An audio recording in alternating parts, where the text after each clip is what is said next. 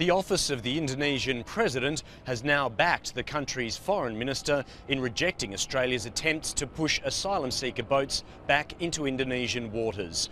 Passengers from 2 boats in the past month claim that the Australian Navy did just that. Earlier this week, Indonesia's military chief, General Muldoko, seemingly indicated that he was okay with the policy and had discussed it with Australia.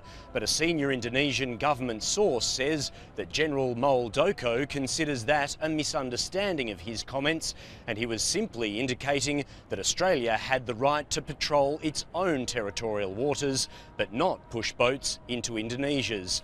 A spokesman for the president, Susilo Bambang Yudhoyono, also says that Indonesia's foreign minister's rejection of Australia's policy is clear and in line with the overall government's position.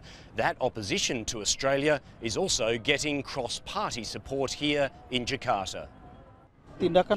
The Australian government action by returning the 2 boats back to Indonesia is a provocative action. Instead of solving the problem, it will trigger more conflict. It will have an impact broadly and fundamentally on the bilateral relations. It will cost both countries.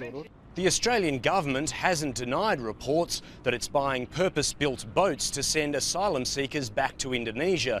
A senior government source here in Jakarta says, what's the difference between that and criminal people smuggling networks providing boats for asylum seekers to get to Australia?